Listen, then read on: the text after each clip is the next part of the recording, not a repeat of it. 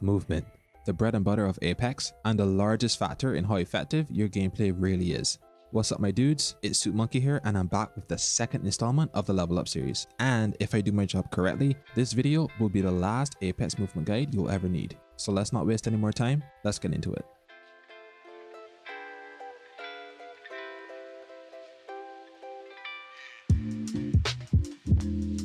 Now for demonstration, I'm playing on PC with mouse and keyboard, but controller players can pretty much do all these techniques as well. I'm going to break the video up into categories and include timestamps so you can reference each technique later. Now, let's start from the core techniques and build upward. I talked about movement in my last video, Level Up Your Game, where I go through the things that every good player should be doing as well as the habits that slow your progress down, which if you haven't seen, I'll link at the top so you can catch that one as well. But now, I'm going to cover the majority of movement techniques that'll definitely help you across all legends. The first category is sliding. I mentioned in my last video that sliding is essentially your most important movement technique because it pretty much chains into everything else. To slide, you press and hold crouch during the running animation. Really simple but highly useful technique. This will boost your momentum for a short period, allowing you to cover more distance when done repeatedly. Momentum is a term that's going to come up often because character movement is largely based around it. Think of momentum like a gauge that starts out empty and fills to the top shortly after you start running. Remember, when sliding on a flat surface, to make sure you release the crouch button about a second into the slide, because any longer and you will begin to slow down from friction. Also, if we jump in a particular direction before we press and hold crouch, we can actually gain a full slide without having to sprint first. There's a cooldown between each slide, so we can't do it continuously, but still pretty close together. Overall, it's a really good technique for putting distance between you and your opponent during gunfights. Now I want to demonstrate a technique that I don't see many people doing or even mentioning, and it's what I call a jitter slide. To do this, all you have to do is sprint, then slide into the ground, then continuously spam your crouch button while also holding forward at the same time. It's a pretty simple technique, but the interesting thing about it is that you can do it indefinitely while never losing speed. You're always at maximum running speed when doing this, while also being able to turn in any direction. It may look pretty strange, but it effectively lets you move at running speed while pretty much staying crouched the whole time. Now I have no idea if this is going to get patched out in future updates, but I figure it's not a big enough issue for Respawn to bother removing, since it's not a mainstream technique or one that seems to be getting abused. Now, with the increased momentum from sliding, we can chain this into a jump, which allows you to carry your momentum forward through the air for longer than if you stay sliding on the ground. This is our basic slide jump, and it's going to account for a large chunk of our movement during matches because it's both faster than just sprinting and it temporarily lowers your hitbox. Add a quick 180, and it's a great way to put some distance between you and your opponent while you're under fire. You can also strafe into a slide jump as well, allowing you to keep all the momentum benefits while strafing at an angle. Plus, it looks pretty cool. To do this, strafe in the direction you want to and simply slide jump. Your character will follow the angle you were strafing. If you want to do this while moving forward, instead of running directly ahead, turn your camera either left or right while strafing in the opposite direction, essentially cancelling out the sideways movement, then slide jump the same as before. This lets you look in other directions while continuing to slide jump. A lot of players usually tend to add a quick flick to their slide jump, and it's really up to your personal taste and what helps you feel comfortable during the movement. Now let's take slide jumping one step further and add a mid-air strafe during the slide portion. Not only does this let us redirect where we want to land, but again, it makes you unpredictable. It's useful if you want to correct your position after you've left the ground or even turning corners in mid-air. It's really something you'll be doing a lot once you get the hang of it. To do this, as soon as you're in mid-air from a slide jump, strafe either left or right. The sooner you input the strafing command, the bigger the overall result will be. Strafing later in the jump is also possible, but your input is going to have much less of an effect on your sideways movement. I'll actually cover more about mid-air strafing later in the video, but up next is edge or ledge sliding. Sliding right before you fall off an edge gives you a speed boost that catapults your character forward. Ideally, you want to do this every time you come across a ledge to maximize your speed and preserve your momentum. To do this, while holding sprint and moving forward, press and hold crouch just as you're about to go over the edge. This moves you forward way farther and faster than simply running off the edge, allowing you to clear large gaps that would otherwise be impossible. You can also do this from more or less a dead stop, so long as the edge is close to you. It's great for getting up to speed quickly, covering distance, or getting in cover. The same technique also works in reverse. You can slide backward off an edge to instantly gain momentum from a standstill by holding crouch and walking backward off of it. Combine this with a quick turn when you hit the ground and you can reach maximum running speed pretty quickly. The same speed boosting idea translates to ledges as well. While holding sprint through the climbing animation, the moment you're over the ledge, press crouch and you'll lunge forward. This might take some practice, but the key to making it consistent is to look for that little pause motion your character makes before they start running. This is the point at which the climbing animation stops and the running animation begins. And here is the earliest that you can press crouch while still holding shift to lunge forward. Finish the motion with a jump and you've successfully avoided the slowdown that comes with climbing ledges. You'll know if you time your slide too early because your character will simply crouch. And that pretty much covers it for sliding mechanics. Now on to the second more complex category of movement, wall jumping. Now the moves in this category are definitely going to take some practice, but so long as you practice them everywhere during your regular gameplay, you'll get the hang of them pretty quickly and soon you'll be able to use them in battle. I'll start with the basic wall jump. This serves as a way to misdirect your opponents, reach places you normally couldn't, or avoid obstacles entirely. Starting out, it might seem difficult, but you'll quickly see how straightforward it is when you pull it off. Plus, it's easily the coolest looking category of them all. First, run toward a wall. It doesn't matter what angle you choose, so long as you're facing the wall to some degree. Slide jump into it, and at this point, you can let go of every other input. Now all we gotta do from here is wait until we make contact with the wall, at which point we simply tap jump. That's literally it. As long as you're airborne and headed toward a wall, if you look at the wall's surface and press the jump command as soon as you make contact, you will wall jump. Now you don't need to look directly at the wall, but it will help you to be certain you're doing it right when you start practicing. You'll also know if you tap jump too early or you didn't look at the wall properly because you'll simply fall down. If you jump too late, it'll still work in most cases, but your jump just won't carry you as far. The movement essentially boils down into three parts: a slide jump, a quick turn, and then another jump. And once you practice this motion, you'll begin to get a feel for how they're chained. And there we go, that's our basic wall jump.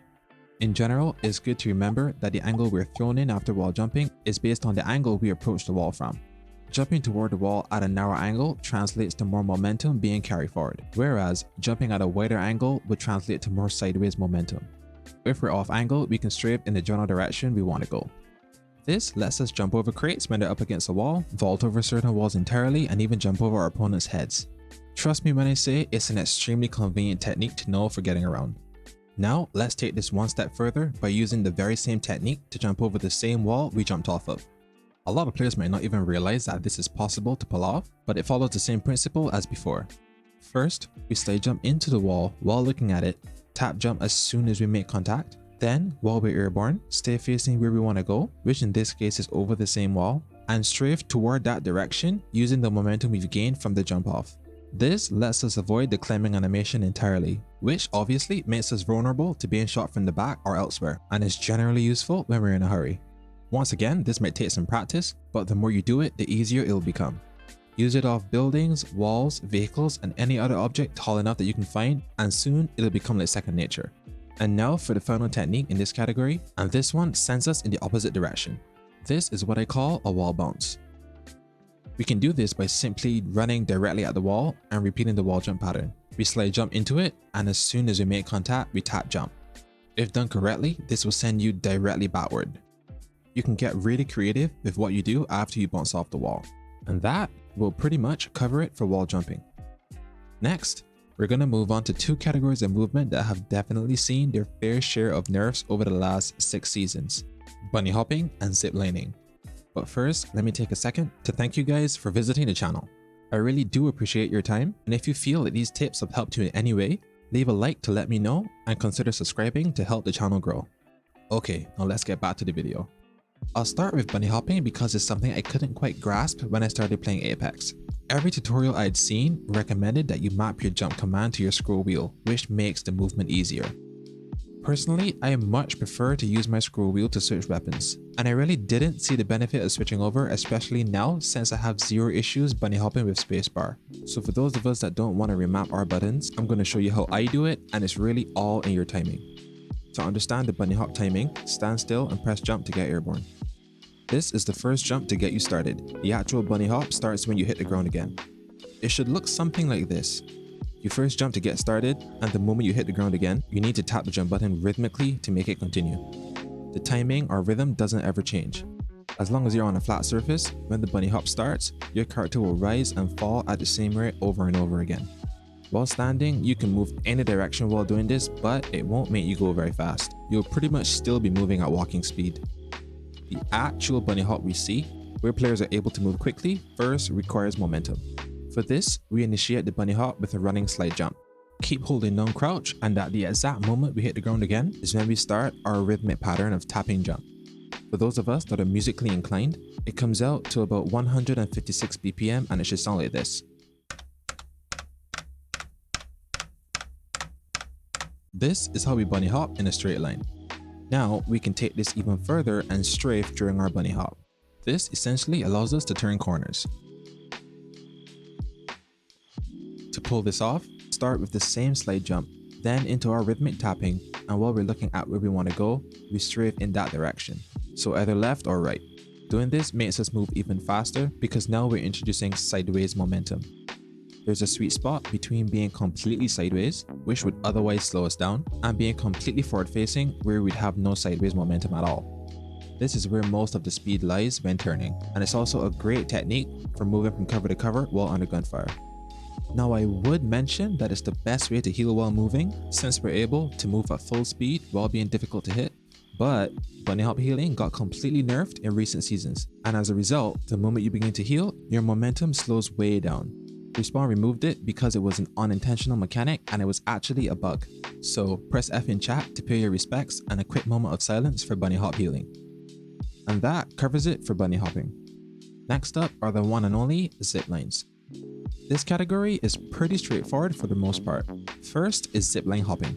Pretty simple but really effective at making your opponent's job a lot harder. While holding down the button that you use to ride the zipline, in my case E, simply tap jump while riding it and you will hop off and reconnect when you land again.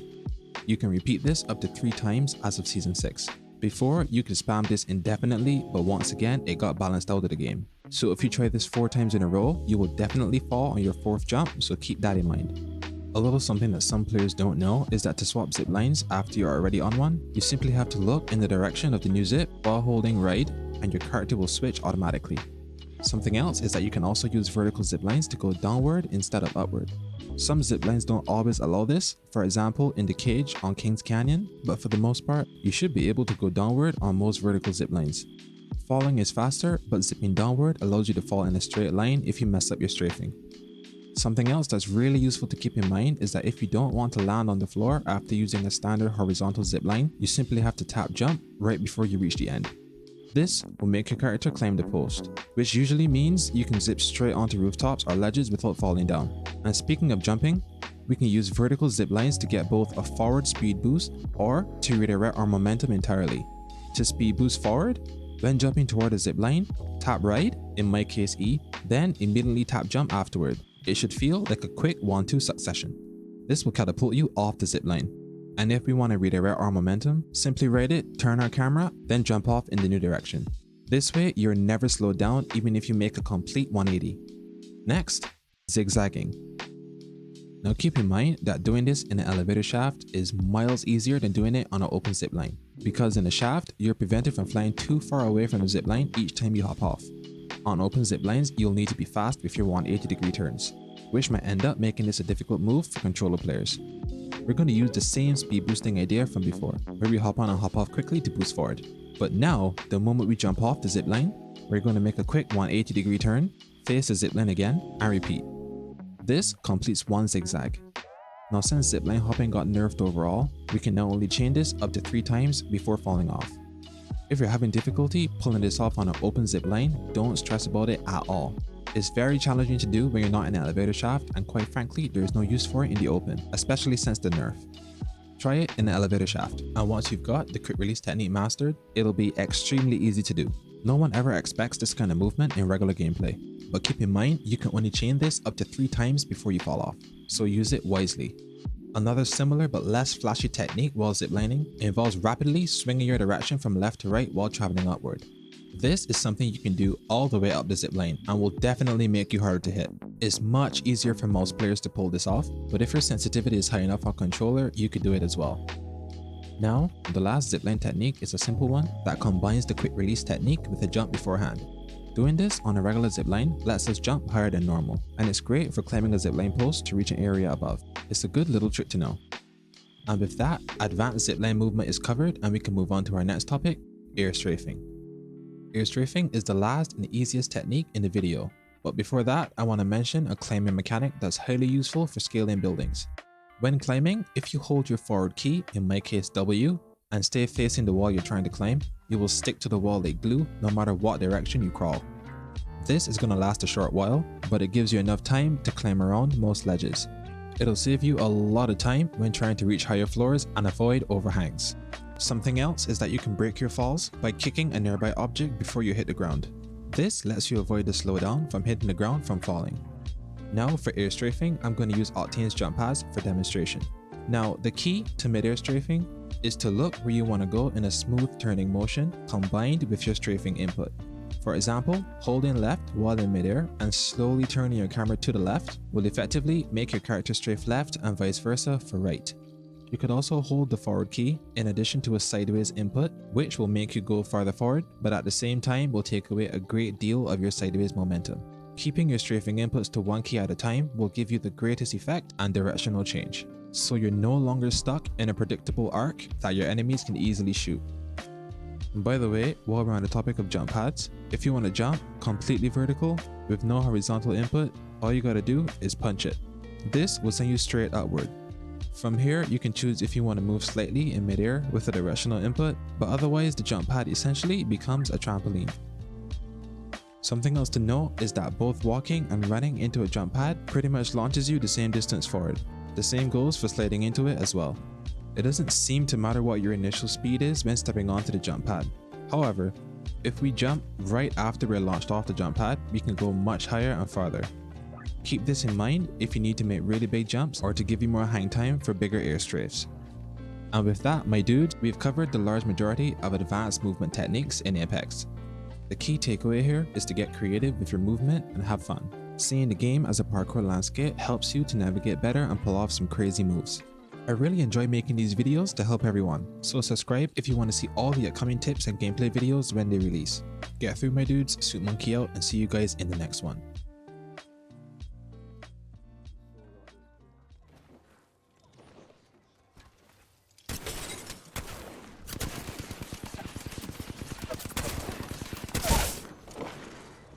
I guess like that.